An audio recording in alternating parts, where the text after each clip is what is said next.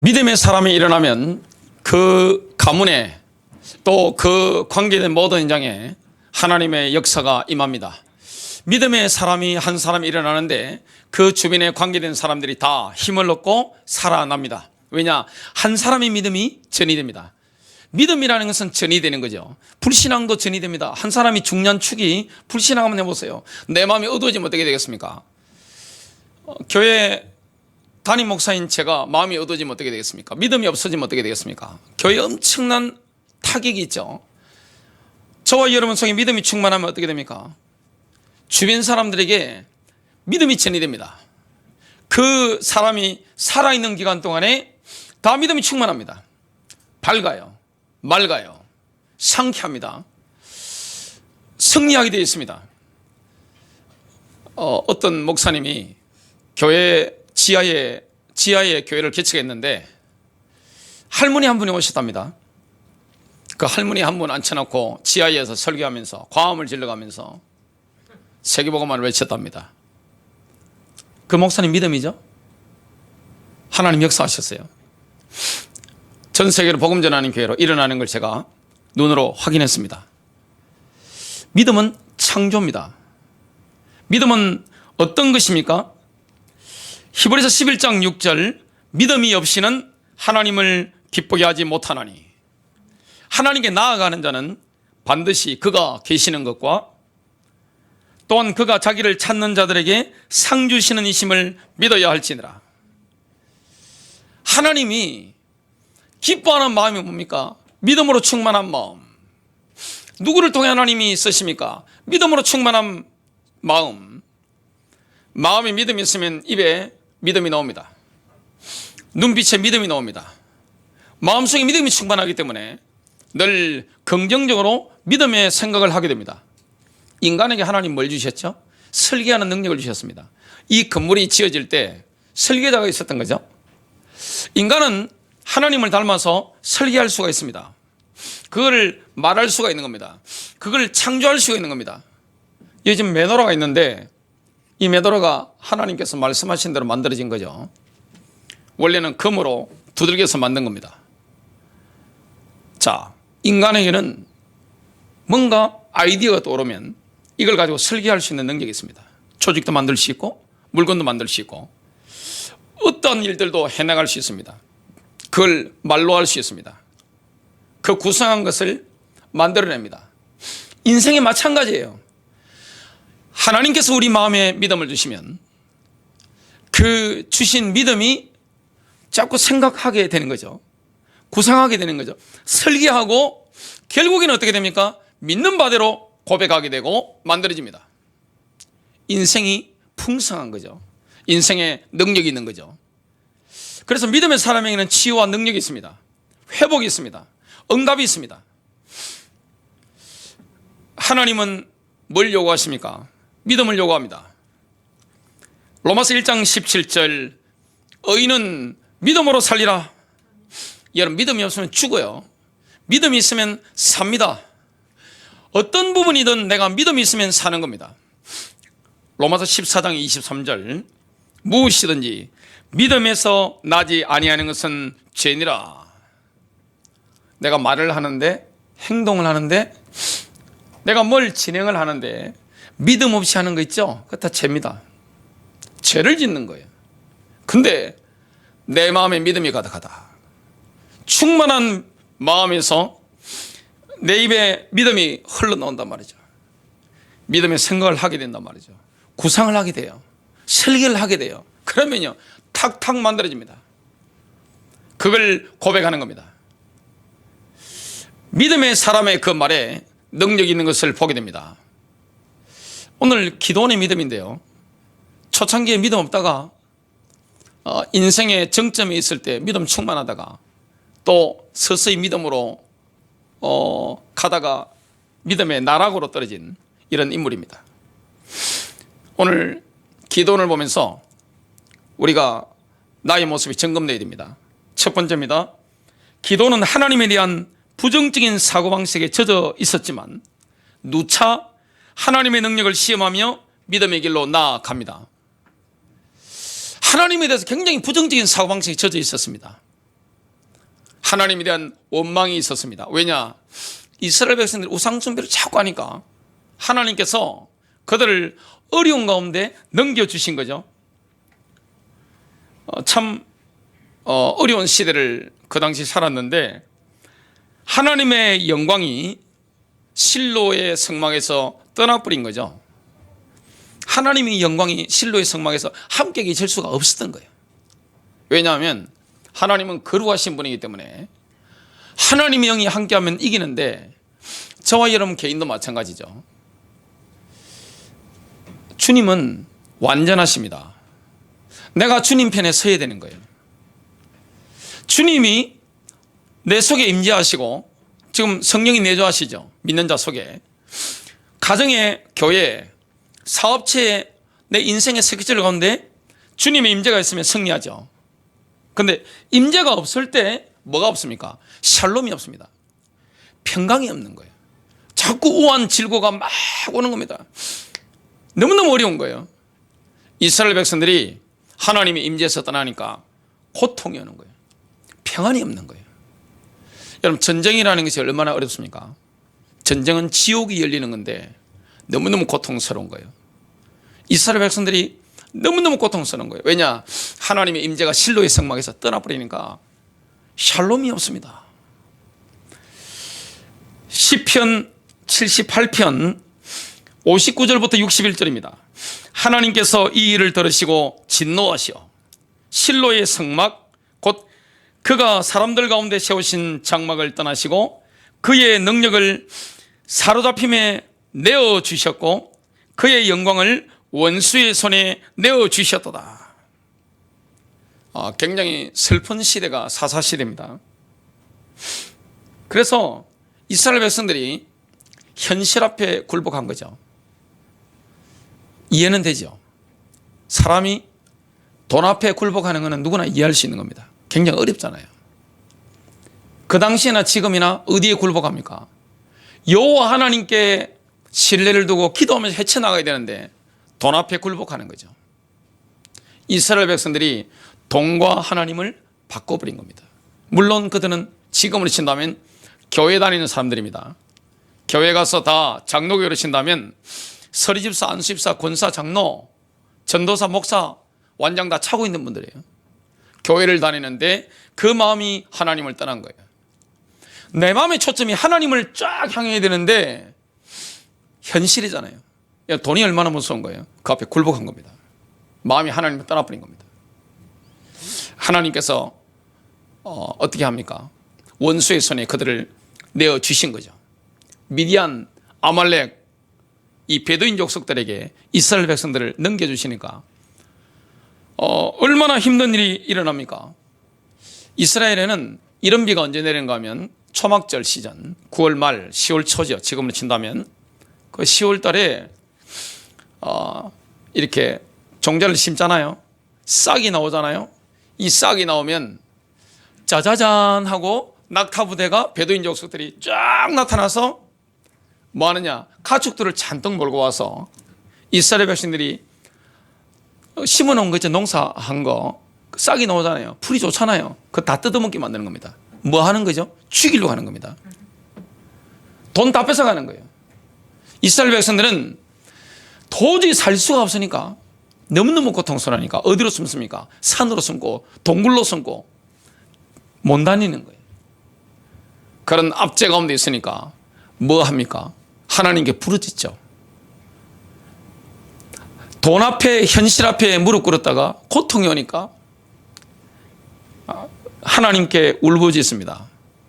그때 하나님께서 누구를 보냅니까? 사람을 보내죠. 그 응답이 뭡니까? 기도원입니다. 기도원을 하나님이 보내셨는데 주의 천사가 나타난 거예요. 주의 천사라는 것은 뭡니까? 구약에 나타난 예수 그리스도입니다. 성육신 이전에 예수 그리스도께서 기도원에게 나타나셨는데 뭘 통해 하나님과의 관계가 회복됩니까? 피생제사입니다. 피제사죠.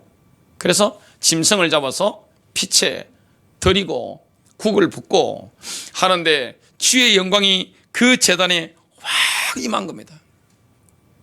그걸 보고도 구약 시대인데 기도원이 죽지 않았던 거죠. 참 놀라운 일이 일어났습니다. 뭘 경험합니까? 여호와 샬롬, 여호와는 평강이시다. 그것을 경험했습니다. 희생제물을 통해서 그걸 경험했습니다. 사사기 6장 24절입니다. 기도원이 여호와를 위하여 거기서 제단을 쌓고 그것을 여호와 샬롬이라 하였더라. 그것이 오늘까지 아비에셀 사람에게 속한 오프라에 있더라. 이걸 경험했는데 그날 밤에 하나님께서 지시했습니다. 바알과 아세라상을 헐어버리라. 목숨 거는 거죠. 지금 하나님이 이스라엘 백성들을 구원하시기 위해서 보내신 사사는 이스라엘 12지파 가운데, 이스라엘은 연방국가죠. 12지파 가운데 가장 미약했던 므낫세 지파, 그것도 바알과 아세라를 열심히 추종하고 있는 여호와스, 여호와스의 큰아들 둘째 아들 위에는 다 미디안과의 전쟁에서 죽어버리고 막내 아들 누굽니까? 기드온입니다. 그에게 나타나셔서 주님이 경험케 하신 게 뭡니까? 여호와 샬롬입니다. 우리에게 반복적인 영적인 문제 오를 수 있습니다. 반복되는 이런 문제들이 있을 수 있습니다. 내 인생의 한계를 반복적으로 만날 때가 있습니다. 이걸 해결하고 넘어서려면 뭐 해야 되느냐? 오직 예수의 피입니다. 희생제사, 피언약입니다. 예수 십자가와 부활입니다. 이걸 붙잡은 사람, 그런 영적인 축이 일어나면 어떻게 되느냐? 재앙이 무너지는 거예요. 어둠의 권세가 떠나가는 겁니다. 하나님의 평강이 임하는 겁니다. 하나님과의 평강이 있어야 사람과의 평강이 있습니다. 하나님과의 평강을 경험하려면 구약에는 짐승의 피죠. 신약시대는 뭡니까? 예수 그리스도의 피입니다. 보혈입니다. 그 하나님과의 관계가 회복되는 거죠. 희생제사를 통해서 그 응답을 누리는데 그날 밤에 하나님이 지시하신 대로 가서 바알과 아세라 상을 목을 베뿌린 겁니다. 헐어버린 거예요. 완전히 초토화시켜버린 겁니다. 참 담대한 이런 일을 하게 된 겁니다. 그래서 우여곡절 가운데 그걸 무사히 목숨을 건지면서 기도원이 실행을 했습니다. 그때 누가 나타납니까? 딱 기도원이 딱 일어나서 목을 딱 쳐버리고 우상들 목 치고 성령을 한 다음에 동방의 미디안, 아말렉, 동방 사람들이 짜자잔하고 나타난 겁니다. 뭐 하려고 나타난 거죠? 약탈하기 위해서. 먹으려고 나타난 거예요. 그리고 이스라엘 백성들을 앞지에서 말려 죽이려고 한 거예요. 얼마나 그랬는가 하면 사람이 살려면 종자는 있어야 되잖아요. 그 종자까지 미디안 족속에 와서 다 가져가 버리니까 살 수가 없는 거예요. 성경에 보니까 연명하지 못하도록 이게 싹 가져가 버리는 겁니다. 근데 지금 보면 하나님이 기도원을 보내사 놀라운 구원의 역사를 이루는데요. 하나님의 영이 기도원에게 임했습니다. 여러분, 여호와의 영이 임하면 담대해집니다. 하나님의 영이 임하면 믿음이 오기 때문에 담대해집니다. 여호와 샬롬을 경험하면서 믿음이 왔고, 전쟁 소집 나팔을 부를 때 그때 기도원에게 여호와의 영이, 성령이요 꽉 임해버린 겁니다. 믿음이 온 거예요. 그때 하나님께 증거를 달라고 기도합니다. 기도원이 뭐라고 하느냐? 이 전쟁을 해야 되는데 절대적인 열세란 말이죠. 전력적으로 봤을 때, 숫자나 전력으로 봤을 때 도저히 육신적으로 이길 수 없는 거예요. 근데 하나님이 이긴다고 하셨으니까 그러면 증거를 주십시오 그랬습니다. 양털 한 뭉치를 타작마당에 놓겠습니다. 만일 이슬이 양털에만 있고 그 주위의 땅에는 마르면 하나님께서 말씀하신 대로 나를 통해 이스라엘을 구원하실 줄 내가 믿겠습니다. 이렇게 한 겁니다. 그 다음날 아침 일찍 일어나 보니까 과연 이슬이 양털에만 있고 그 주변에는 말라 있는 거예요. 그런데 사실 이 이슬이 내리면 양털은 이슬을 머금는 성질이 있잖아요. 이 상식을 기돈이 알고 있는 겁니다. 그래서 한 번 더 증거를 달라고 하는 겁니다. 하나님, 이번에는 그 양털은 뽀송뽀송하게 말라있고 주변에 땅이 흥건하게 젖어있게 하옵소서. 그렇게 된 거예요. 확신을 얻은 겁니다. 지금 이런 거듭되는 하나님의 능력을 테스트하는 이걸 통해서 믿음이 온 겁니다. 여러분, 역사는 언제 일어납니까? 믿음이 와야 됩니다. 하나님이 하신다는 그 믿음이 와야 됩니다. 믿음이 오면 기적이 일어나는 거죠. 믿음이 온 겁니다. 두 번째입니다. 하나님께서 세상의 약한 것들을 선택하사 강한 것들을 부끄럽게 하시는 날에 기도는 믿음의 도전을 감행합니다. 하나님은 항상 누구를 사용합니까? 약한 것들을 선택하셔서 강한 것들을 부끄럽게 하는 겁니다. 왜 그렇습니까? 그래야 하나님이 하시는 거죠. 하나님이 강한 자를 막 뽑아가지고 약한 자 앞에 내보내는 게 아니라 세상의 약한 것들을 선택하셔서 강한 사람들, 지혜로운 사람들을 부끄럽게 만드는 겁니다. 이게 하나님의 역사입니다. 하나님은 약한 자를 들어 강한 자를 부끄럽게 만드는 겁니다. 왜냐? 그분은 전능자이기 때문에. 세상은요, 반대입니다. 세상은 제대로 일하려면 어떻게 되죠? 여러분, 전 세계 정치 조직이 사람을 선택할 때 보세요. 제일 쓸만한 사람 뽑잖아요. 뛰어난 사람 뽑잖아요. 엘리트들을 뽑잖아요. 그들을 뽑아서 일을 해야 되잖아요. 왜냐? 자기 능력이 부족하기 때문에. 하나님은 능력이 부족하지 않습니다. 하나님은 우리가 부족해도 하나님의 손에 붙잡힐 때, 주님의 장중에 잡힐 때 능력에게 쓰임받는다는 사실을 주님이 아시는 거예요. 하나님은 우리의 능력이 필요한 게 아니에요. 믿음이 필요한 거예요. 기도는 이스라엘 군대가 너무 규모가 적었기 때문에, 숫자가 작았기 때문에 전쟁터에 나가면서 선전포고를 못했습니다. 선전포고 잘못해가지고 얻어 터지면 안 되잖아요. 그 완전히 그대로 거의 멸망당했는데, 완전 진짜 멸망이 확인되는 그 일이 일어나면 안 되잖아요. 선전포고 못했습니다. 하나님께서는 기도원에게 뭐라 말씀합니까? 선전포고도 못하고 있는데, 야, 이스라엘 군대의 숫자가 너무 많아. 숫자가 너무 많아. 이렇게 말씀하시는 겁니다. 지금 기도원이 얼마나 놀랐겠어요? 이스라엘 군인들의 숫자가 32,000명, 미디안 아말렉 연합군은 135,000명. 이거 뭐 숫자로 보나 기세로 보나 무기로 보나 붙었다. 바로 깨지는 거예요, 인간적으로. 기도는 하나님이 시키신 대로 이렇게 선포합니다. 누구든지 무섭고 두렵거든 돌아가라. 무서운 사람 돌아가세요. 두려운 사람, 떠는 사람 집으로 돌아가세요. 이렇게 하니까 22,000명이 집으로 돌아갑니다. 이 엄청난 거죠. 거의 3분의 2가 넘게 집으로 돌아간 겁니다. 누구만 남았습니까? 10,000명. 지금 13만 5천 명 엄청난 강력한 부대와 10,000명이 싸운다. 이 말이 안 되잖아요. 하나님께서는 또 한 번 멘붕 오는 말씀을 하십니다. 백성이 너무 많다고 하시는 거예요. 왜 그렇습니까? 조금이라도 힘을 가지고 잘할 수 있는 사람들을 모아서 이렇게 해서 미디안을 꺾어버리면 누가 높아지죠? 이스라엘 군인들이 높아지잖아요. 야, 뭐 내가 하잖아요. 그걸 미연에 방지하시기 위해서 하나님께서 숫자가 너무 많다고 말씀하시는 거예요. 또다시 그들을 물로 데려가서 시험하라. 내가 오케이 하는 사람만 데려가라. 정말 난감하죠. 사사기 7장 5절입니다.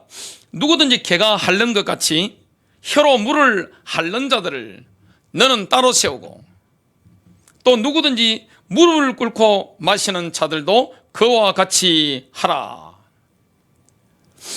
이렇게 손을 입에 갖다 대고 핥는 자, 300명밖에 없습니다. 백성의 남은 자는 다 무릎을 꿇고 엎드려가지고 머리를 쳐박고 벌컥벌컥 물을 마시고 있습니다. 하나님께서는 뭐라고 말씀합니까? 물을 핥는 300명으로 내가 너희를 구원하며 미디안인들을 내 손에 넘겨주겠다. 하나님은 인간적으로는 이해가 안 되는 말씀을 하십니다. 지금 9,700명이 집으로 돌아가는 겁니다. 여러분 32,000명에서 지금 1차, 2차 들어가면 지금 300명이 남는데 9,700명이 지금 돌아가는 거 보고 300명이 어떻겠어요 지금? 마음이 어떻겠어요 지금? 아니 13만 5천 명하고 붙어야 되는데 얼마나 힘들겠어요? 야, 참 지금 300용사는 지금 산벼랑에 주둔하고 있어요. 높은 곳에 주둔하고 있고 미디안 아말렉 연합군은 14만 5천 명이 골짜기에 쫙 주둔하고 있습니다. 그걸 산벼랑에서 골짜기로 내려다보고 있는 겁니다. 어마어마한 거죠, 그죠, 지금. 낙타부대가 온 겁니다, 지금. 지금, 산벼랑에 있는 기도는 굉장히 지금 긴장한 상태입니다. 내일은 전쟁을 해야 되니까. 그때 하나님께서 말씀합니다. 너는 골짜기로 내려가서 그들의 말을 들어라. 하나님이 또다시 뭘 줍니까? 믿음을 불어넣기 위해서 증거를 주시길 원하는 겁니다. 사사기서 7장 13절 기드온이 그곳에 이른적 어떤 사람이 그의 친구에게 꿈을 말하여 이르기를, 이제 미디안 군대입니다. 보라, 내가 한 꿈을 꾸었는데 꿈에 보리떡 한 덩어리가 미디안 진영으로 굴러 들어와 한 장막에 이르러 그것을 쳐서 무너뜨려 위쪽으로 엎으니 그 장막이 쓰러지더라. 14절 그의 친구가 대답하여 이르되 이는 다른 것이 아니라 이스라엘 사람 여호와스의 아들 기드온의 칼이라. 하나님이 미디안과 그 모든 진영을 그의 손에 넘겨주셨느니라 하더라. 지금 기드온은 한 미디안 군인의 꿈 이야기를 들었고 그 미디안 군인이 또 꿈 해몽을 해주는 것을, 해석을 해주는 것을 들었습니다. 그때 하나님께 경배를 드렸습니다. 믿음이 온 거예요. 여러분, 주의 일은요, 믿음이 와야 됩니다. 믿음이 심겨져야 되는 거예요. 내 마음에 믿음이 와야 되는 겁니다. 믿음이 오면 그때부터 무섭지 않습니다. 사람이 사자처럼 용맹해지는 거예요. 그래서 이스라엘 진영으로 돌아와서 골짜기로 내려가다 지금 산변하고 다시 올라간 겁니다. 이스라엘 군인들에게 야간 기습 공격을 명령합니다. 주께서 미디안 군대를 너희 손에 넘겨주셨느니라. 하나님 말씀을 전하는 거죠. 지금 기드온 300용사는 100명씩 팀을 나눴습니다. 한 팀은 이쪽으로, 한 팀은 저쪽으로, 한 팀은 이쪽으로, 이렇게 팀을 나눴습니다. 그리고 왼손으로는 덩뿌리던 항아리를 들고 깨뜨리는 겁니다. 오른손으로는 나팔을 불며 외치는 겁니다. 이 나팔이 전쟁할 때 부르는 은나팔이 아닙니다. 평화의 시기에 부르는 양강나팔입니다. 하나님이 이렇게 하시는 거예요. 여러분, 낮에는요 나팔이 불리면 별로 놀랄 일이 없습니다. 잠자고 있는데 지금 나팔이 300명이 양강나팔을, 평화 시기에 부는 양강나팔을 뿌 하고 불을 뿌리면 얼마나 놀라겠어요. 지금 고도의 심리전을 주님이 명령하신 거죠. 사사기 7장 20절부터 21절 이렇게 외칩니다. 여호와와 기드온의 칼이다 하고 각기 제자리에 서서 그 진영을 에워싸매. 300명이 지금 13만 5천 명을 에워싼 겁니다. 지금 인간적으로 말이 안 되는 거예요. 그 온 진영의 군사들이 뛰고 부르짖으며 도망하였는데 뭘 일으킨 겁니까? 자중질환을 일으킨 겁니다. 자기들끼리 막 찌르는 거예요. 그냥 막 죽이고 찌르고 막 치고 막 하는 거예요. 난리가 난 거예요. 막 뛰고 막 난리가 난 거예요. 그냥 초토화돼 버린 겁니다. 엄청난 승리가 일어난 거죠. 그냥 썰어버린 겁니다. 완전히. 이런 대승리를 거두게 된 겁니다. 이게 바로 믿음이에요. 세 번째입니다. 기드온은 미디안 연합군과의 전쟁에서 승리한 후로 속으로 우쭐대며 믿음의 길에서 멀어져 갔습니다. 여러분, 위기는 언제 옵니까? 사람은 언제부터 문제가 옵니까? 응답이 왔을 때입니다. 승리했을 때입니다. 가난할 때는 문제가 없어요. 돈이 생기면 문제가 옵니다. 사람의 사회적인 지위가 낮을 때는 문제가 없습니다. 사회적 지위가 생기면 문제가 옵니다. 사람이 인기가 없을 때는 주님을 바라보다가 인기가 생기면 우쭐댑니다. 제일 위험할 때가 언제입니까? 마음속으로 우쭐거릴 때입니다. 야, 내가 됐다, 내가 하면서 그냥 사람들 앞에서 내 마음속에서 우쭐거리는 마음, 이거는 믿음이 없는 거예요. 믿음이라는 것은 뭡니까? 나를 높이는 우쭐거리는 마음을 거부합니다. 항상 누구에게 영광을 돌립니까? 하나님께 영광을 돌립니다. 하나님께서 하셨습니다. 주님이 하셨습니다. 이렇게 해야 되는데 승리한 이후로 기드온은 나락으로 떨어지기 시작합니다. 기드온은 미디안 연합군과의 전쟁에서 승리한 이후 이스라엘 백성들로부터 왕으로 추대를 받습니다. 그걸 사양합니다. 엄청난 영광을 누린 거죠.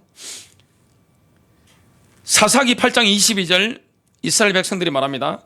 당신이 우리를 미디안의 손에서 구원하셨으니 당신과 당신의 아들과 당신의 손자가 우리를 다스리소서.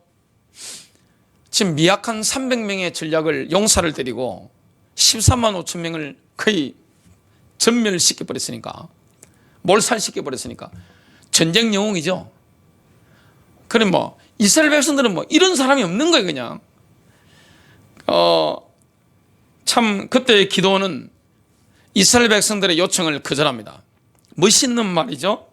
사사기 8장 23절 내가 너희를 다스리지 아니하겠고 또한 나의 아들도 너희를 다스리지 아니할 것이요 주께서 너희를 다스리시리라. 주님이 왕이시라는 거죠. 인간 왕이 아니라 주님이 이스라엘 12지파의 왕이시라는 것을 입으로 고백합니다. 멋있죠.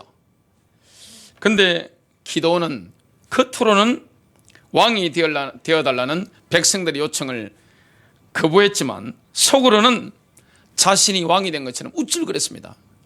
사람이 가장 위험한 게 뭐죠? 우쭐거리는 거. 마음속으로 우쭐거리는 거예요. 야, 내가 이렇게 되는 겁니다. 너무너무 위험한 순간으로 접어드는 거죠. 그래서 기드온은요, 미디안 사람들에게서 탈취해온 금귀고리, 이스라엘 사람들은 다 금귀고리를 했죠. 그 금귀고리를 다 빼서 가져오라고 이렇게 한 겁니다. 그리고 미디안의 왕들이 입었던 자색옷, 엄청난 고가의 옷이죠. 그걸 가져오라고 하는 겁니다. 에봇 하나를 만든 겁니다. 기드온은 그 에봇을 이스라엘 지파 동맹의 성지였던 실로에 두지 않고 어디에 둡니까? 자기 집이 있는 오프라성에 두는 겁니다. 그러니까 영적인 센터가 지금 옮겨지는 거죠. 실로에서 자기 집이 있는 오프라성으로 이렇게 영적인 센터를 옮겨버린 거죠. 당연히 이스라엘은 어디로 가겠습니까? 실로로 가지 않고 오프라성으로 가서 그 에봇을 숭배합니다. 그것이 기드온과 그의 집에 올무가 되는 겁니다. 뭘 조장하는 거죠? 지금 교회를 다 다니는 거예요. 지금 영적인 음란을 조장하는 겁니다. 참 안타까운 거죠. 기드온은 왕의 직함만 없었다 뿐이지 실제로는 왕처럼 살았습니다. 기드온 아내가 많았죠. 얼마나 아내가 많았든지 자식 낳았는데 70명이나 낳았습니다. 아들만 70명 낳은 거예요. 70명 낳으려면 몇 명의 여자를 거느려야 됩니까? 자기 왕처럼 산 거예요. 입으로는 여호와가 왕이시라고 하면서 왕처럼 산 겁니다. 황제처럼 산 거죠. 기드온은 오프라에서는 자중했죠. 보는 사람이 많으니까. 근데 세겜에 있는 첩의 아들은 이름을 뭘로 지느냐? 아비멜렉. 그 뜻이 뭡니까? 나의 아버지는 왕이시다. 속마음을 이름을 지으면서 이렇게 한 거예요. 이렇게 기드온은 처음에는 믿음으로 인도받았습니다. 근데 인생의 정점에서부터 믿음에서 자꾸 멀어지는 겁니다. 뭔가 없을 때는, 배가 고플 때는, 사회적 지위가 낮을 때는, 내가 정말 아쉬운 게 많을 때는 하나님만 붙잡고 가다 보니까 믿음이 자꾸 오죠. 그러면 기적이 일어납니다. 초자연적인 도움이 옵니다. 하늘로부터 초자연적인 도움이 막 쏟아지기 때문에 하나님 역사가 일어납니다. 놀랍죠? 근데 언제 위험합니까? 승리했을 때, 뭘 이루었을 때, 돈이 많을 때, 사회적 지위가 높아졌을 때, 내가 인기가 많아졌을 때, 그때가 너무너무 위험한 겁니다. 지금 기도원이 뭐가 안 되는 거죠? 자기 관리가 안 되는 겁니다. 겸손을 잊어버리는 거예요. 겸손을 잊어버리면 믿음과 반대되는 거죠. 믿음이라는 것은 뭡니까? 나의 육신적인 자아를 높이는 이 교만을 거부하는 게 믿음입니다. 우쭐거리는 마음을 딱 거부하고 하나님이 하셨습니다. 주님이 하셨습니다. 모든 영광 주님께 이게 되는 겁니다. 여러분 승리하시기를 주님의 이름으로 축복합니다.